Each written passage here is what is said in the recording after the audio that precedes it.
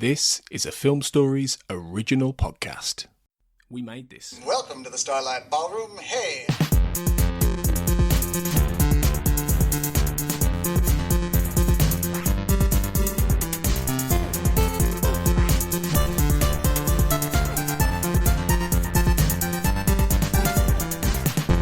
Hello everyone and welcome to Shipwrecked and Comatose, a Red Dwarf podcast. My name is Kurt North and joining me today is co-host of this brand new podcast on the We Made This Podcast network, Mark Adams. Mark, how are you doing, mate? I'm all right. Hello, Kurt. This is the podcast that was never supposed to happen. It kind of just crept up on us, didn't it, really? Yeah. Do you want to explain how and why this podcast has suddenly been born out of a random discussion a few weeks back? Okay, well, I invited you to be a guest on my temporary podcast, which is called Don't Say the C Word. Don't Say the C Word was designed to keep me sane while I was a little bit bored at home during the COVID-19 situation. And I let the guest choose whatever topic they want, and you chose Red Dwarf. And by the end of it, we were so enthusiastic about Red Dwarf, I said, do you want to do a Red Dwarf podcast? And you said, yeah, all right. And then it kind of snowballed from there, really. Yeah, so you know, rather than like two friends decide, I tell you what, let's do a podcast together. We've spoken for literally 26 minutes and decided, no, we're gonna go the long haul and do 12 seasons and a special for podcast, which is great. And to be fair to you, Mark, you've been, as I say, you've been the main driving force behind this, as many people might know, or if you don't know, that I've actually got a couple of podcasts on the go. I did a Pick Up the Podcast, which is a podcast about podcasters and podcasting. I'm also the showrunner for a Millennium podcast, which is about the TV show Millennium, which aired between 1996 and 1999. And I've been covering Star Trek Picard and Star Trek Discovery on the Make It So podcast. All of those podcasts are on the We Made This Podcast network, which is what we are on. And as I say, Mark invited me to join him to talk about on one of his podcasts as well, which was Don't Mention the Sea, and then Red Dwarf, this podcast, Shipwrecked and Comatose, was born. So, Mark, what other podcasts have you been doing other than Don't Mention the Sea? What other delights have you got for us before we jump into the Red Dwarf reasoning behind what we're going to do for the Red Dwarf one? Well, Don't Say the C Word was never really supposed to happen. Like I said, it was just to keep me going while I didn't have very much work during the lockdown. And I was only ever supposed to have one podcast on the We Made This Podcast network. And that's a podcast called Life's Milestones, which is it's a celebrant podcast because my job is I'm a celebrant, and it's a podcast about birth and naming ceremonies, relationships and marriage, and funerals and death. And the idea is that I get a diverse number of guests, and I discuss that topic with them on a fortnightly basis. I do also have a podcast outside of the network as well, which is called Pull or Pass, and that is a weekly comic book review radio show that is converted to a podcast after it's broadcast live on Fab Radio International. As I say, after the recording that we did, we kind of got a bit excited. Red Dwarf, The Promised Land was on that week, as it happens, which I know that just a bit of background to what we are, our Red Dwarf history, I think, is probably a good thing to start with, Mark, I think. So I've watched Red Dwarf pretty much since the beginning. I'm 40 years old. It was released in 1987. I've watched pretty much every season as it's gone through. Up into The Promised Land, I've watched it every single iteration as it's come through. But you didn't really catch up after season 8, did you? I think it was season 8 that you've stopped watching it? Basically, yeah. After the BBC series stopped, I was aware of the Dave ones, and I think I've probably seen like one or two randomly, but I haven't watched those at all. So I'm really looking forward to the nostalgia of the first 8 seasons, followed by almost encountering something completely new from series, from is it called Back to Reality? Back to Earth was the one that we talked briefly about Back to Earth on the Don't Mention the Sea, didn't we? That was the one which you were saying Craig Charles is actually playing himself. When they come back out of the when they come back out from Back to Earth, and it's a DVD and things, so it's very kind of meta and very based on Blade Runner as well. So I remember you saying that you have vague recollections of that one. Is your plan then to along with this as we co-host these episodes together? Is your plan to hold off on the new series until we get to them and actually watch them afresh so we can have a fresh perspective, or are you going to watch them before we get there? I don't know. Maybe the second one. To make that choice now. Yeah. Maybe the second one, because I think that'll give it a nice perspective after we've had the original series. Yeah, why not? And also that means I don't have to watch them now. That's true. You just get to watch some classic Dwarf. Which, I've been enjoying immensely. We behind the scenes, Mark, as I say, I've been quite busy in the couple of weeks since we last spoke on the podcast. So you've been as I say, the driving force behind it. So how are we going to approach this? What are we going to be doing with regards to? We only have to talk about the first season for now, but how are we approaching the episodes and with the likes of guests and hosting and things like that? So what's our general aim for the first season anyway? Well, essentially you and me are kind of switching on a weekly basis who's doing the plot run through, the hosting, I suppose.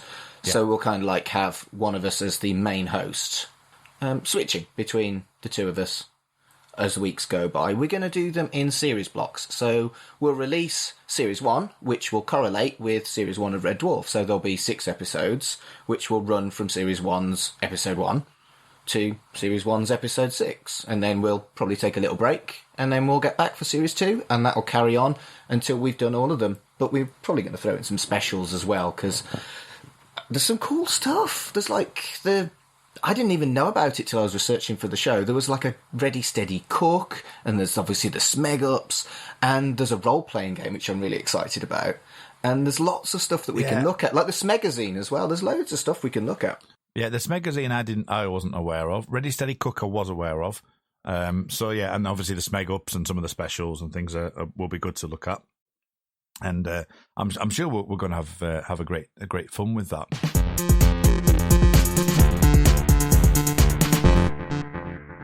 So you don't know this yet, Mark, but only because I decided this literally like 25 minutes ago. Okay. So we haven't prepped for this. So this may well change as the season goes on. But I thought that we would nick something that Tony does, the curator on the We Made This Podcast network. The all ever seeing eye of the network. The Illuminati character. That he on his Xcast and on my Millennium podcast, we have the 5 questions of X, or the initiation questions.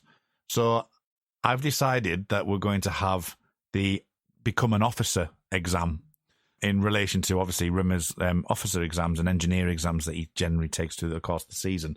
So I'm going to have you as my guinea pig. And as I say, the proviso is that, it's been a long time since you've seen them, and you may not well remember some stuff, but it's a good discussion piece. So my first question in the officer exam is, and it's not what you think, it's when did you discover Red Dwarf, or what was your first memory of seeing Red Dwarf? Well, this was very much a thing that I shared with my brother, and I think I'll be talking about that a lot as we go through the series. We just devoured it on VHS. I think we probably didn't watch the first series when it launched. I think it was more early 90s when we got into Red Dwarf. And I don't really remember how I very first found it, but the vivid memories I have is just on repeat, sticking that VHS in again and again and again. And we just loved it. We just absolutely loved it. Yeah, I'm of a similar ilk. I don't think I saw the very first season. I remember seeing them on BBC Two. I do remember vividly seeing them. I don't remember which episode it would have been that I saw, whether it be the first one or not, because I would have been 7 years old when the first episodes gone out, 7 or 8, when those first seasons go out. But I do remember them vividly, and especially when we get to season 3, I think that is a particular one, and I'm pretty sure that early doors, similar to you, I think early doors, I must have seen them in a bit of a higgledy-piggledy order. Well, I might have seen one, then I've seen another one, then I might not have seen 3 episodes. But the VHSs were definitely the way that I devoured them, as you stated there. That because of the way that the VHS were, that you could just literally stick them on 6 episodes at a time and away you go. So I think that worked really well for me, and the VHSs were particularly good, especially the smeg-ups, as we mentioned. So question number 2 is, what would you think of as your favourite episode? No hesitation, Gunman of the Apocalypse. And the reason for that? Just because it's so fucking funny. I don't really think I have anything other than the fact that it was just wonderful. And I think also there's an element of, as a kid, I was fascinated with VR and the idea of, and I love video games, and the idea of being in the video game was cool. And that's the episode I've watched the most, without a shadow of a doubt. Yeah, I would have it similar. Mine would be Back to Reality, which is the 6th and final episode of season 5. I think it's a similar thing with the VR kind of thing. The fact that they have the squid is the one that's causing them all those issues. That you've got Dwayne Dibley, which is just one of the iconic Red Dwarf moments. So I think for me, Back to Reality would be my personal one. So question number 3 would be your favourite season. What season would you think is your favourite season of Red Dwarf? It's a close run thing between 5 and 6. If I was absolutely pressurised, just probably 6. Again, probably because it's got Gunman of the Apocalypse on it. Yeah, it's got Legion as well, which is wonderful. Legion was so good. Yeah, and obviously Sirens as well, which kind of links in with even like Sirens and Polymorph too. So I think I briefly during the Don't Mention the Sea didn't do any research like I've done now, and struggled to work out which episodes had what in. But season 3 and season 6 are probably the best seasons in the show. Especially in the old BBC ones. Because season 3 has likes of Time Slides, Polymorph, Marooned, and Backwards, and they're all like top quality episodes. So again, the fact that we haven't gone through them for so long, both of us, as I say, it's nice to go back into them in this regard. But I would probably say season 3 or 6. I'm going to say season 3. I think that it's got some iconic stuff in there. You've got even Body Swap. Body Swap's in there as well. Body Swap was fun. Just so much fun. Yeah, so Maroon, Backwards, Time Slides, Body Swap, Polymorph, and Last Day. So yes, I will go for season 3 with that one. Okay, so now this one's going to be an interesting one. I want to maybe delve a little bit deeper into this one. Is who would you consider to be your favourite character of the show? It could be one of the 4 main stars, 5 main stars, or it could be a guest appearance. It's the cat. It's the cat. He's just so quotable, and there's some real character development as well, from the shallow but entertaining thing that you saw in the first series all the way up to the end of series 8. He's just wonderful, and it's played with such glee by Danny John Jules that I just loved him. I still do. He's brilliant. So mine would actually be Crichton. I think Crichton has some great stories. I know we have the the change in actor as well, but I think that is explained, and I think it's season 3. This crawl at the beginning of season 3. But I just love Robert Llewellyn's facial expressions that he manages to get out of that costume, and some of the robot tech, the android tech jokes that come out from that, and some of the stuff he has to go through. I mean, I'm not the biggest fan of season 7. I know a lot of people aren't, but the one thing that gets season 7 its high marks are a couple of things. Probably, and we'll touch on this in a second, but probably the Rimmer scene where Rimmer's going away, and they had the song and the theme ride. But then we've got Crichton dealing with various different things in that season, and also again in season 8 with Kachansky. I think he bounces off her really, really well. And, he's just got some great slapstick and, facial and movement, jokes and gags and stuff like that. And he has some great quotable lines as well.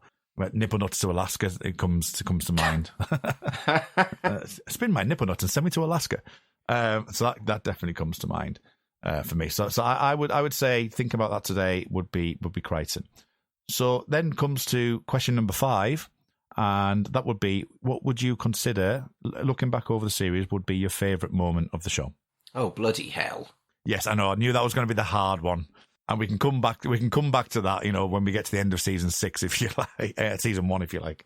No, I don't think. I think gut reaction is the Inguman of the Apocalypse when they're all on their horses and that incredible music plays. Right, okay. It's in a weird way in a sci-fi series with 12 series.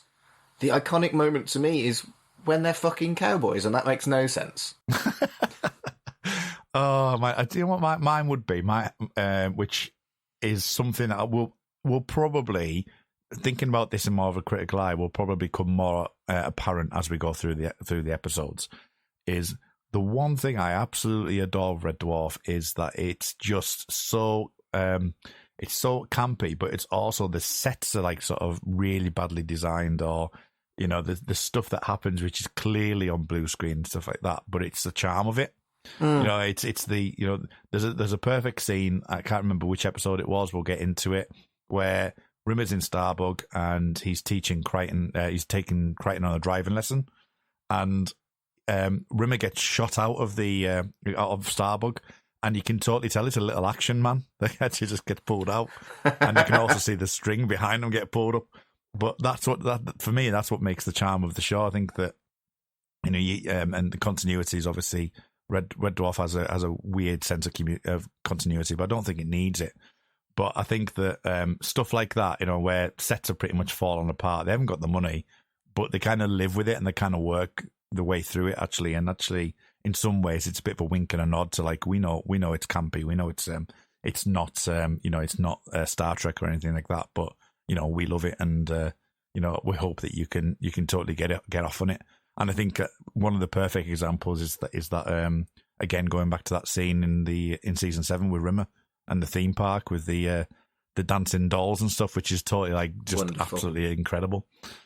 So those are the 5 questions. So we'll be asking our guests that. So Colin's up on season 1; he's not going to know either, right?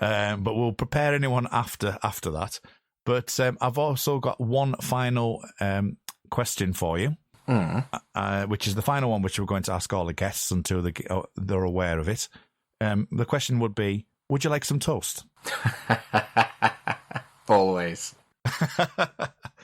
So that's basically it, really. So that's the primer. So is there anything else, Mark, that you want to bring up before we sort of say adios and get ready for the season 1 episode, The End?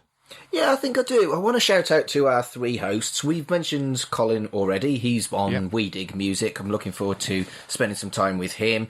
And we've got Matt Latham from Pick a Disc. And we've got a newbie to the network. So I want to say welcome to Carl Bryan, who will be joining us. They're our 3 hosts. Well, our 3 guests, I suppose, that will be joining us on a rota kind of basis. And if people do want to watch along, I have had a little bit of a look. Series 1 to 8 is free on Netflix and BritBox as of time of recording.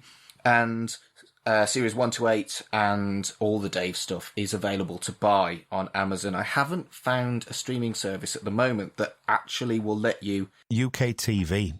Never heard of that. It's an app. It's basically, when UK Gold first came out and Dave was part of UK Gold, I think their umbrella corporation is UK TV.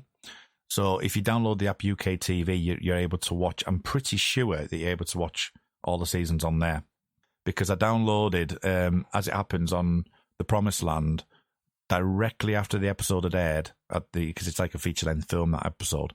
They had specials, they had some smeg-ups, they had some little specials of the making of and stuff like that, and deleted scenes and stuff. So almost like you get from Blu-ray release, like instantly available. So I had to download that app to watch it. But I was pretty sure that I saw the Dave stuff on there. So I think that's probably the best way to get it. And if you've got Sky, I think you can actually just download it from their their kind of download whatever, catch up TV kind of thing. Well, that's brilliant, because I mean, we're not going to be watching those for quite a while, and maybe we should update people at the start of each series where they can find what we're watching for that whole series. Yeah. But yeah, brilliant. I'll check out UK. Do you call it UK TV? UK TV, yeah. I'll check that out. TV. Yeah. Okay, so that's it. So just a very brief thing, and as I say, we've actually pre-organised the recording for episode 1 directly after our little discussion here. So we're going to skip off here. We're going to try and set ourselves to get to light speed before we get to the episode Future Echoes in a couple of episodes' time. Going to boot up Holly, and until then, see us next week when we look and have a deeper dive into the end. But until then, remember, she's hot. Previously on the We Made This Network. The X-Cast, an X-Files podcast. And just as a side note, right at that moment when they come off of the elevator, they seem to be surrounded by a lot of children. And I don't know, do you know, what is this building that they're in? Well, it wasn't the federal, or was it the federal building? I don't think so. No, but it did have some federal offices. So yeah, I don't know why the children would be there, although it looked like sort of a school trip, was it? Yeah, that's what I thought. I thought, well, they must be on a field trip. Yeah. I guess it's probably the middle of the day, Right. What are they doing there? But are they touring the tiny FEMA office that we find out about later? And why would they let the children in with the alien infected bodies in the FEMA office? Right. I don't know. Yeah. I always wonder, what are those kids doing there? Without a mouse. You've got some news, haven't you, Tim? News or lack of news or anti-news, but if you couldn't guess already, the Disney trip that I was supposed to be going on and have been going on about since the very beginning of this fucking podcast did not happen. Tim, I felt so sorry for you, and particularly when I was listening back to the most recent episodes that you recorded pre-coronavirus, but you aired them during coronavirus. It was just, it was so sad, and I was like, oh, yeah, Tim. yeah. I mean, obviously I can't give you a hug. 1, because you live a million miles away, and 2, because I can't go there anyway. Cinemortuary. I don't know who Steven Spielberg was trying to kid, but he clearly directed this, not the other guy. Oh, cool, mate. You've trumped my joke now. I was going to try and clean my glasses lenses and say, can anybody see W? It's quite clearly him that's directing it, and all the worst traits about Steven Spielberg come out here, especially the fucking irritating kids. Check out all of these shows and more on the We Made This podcast network.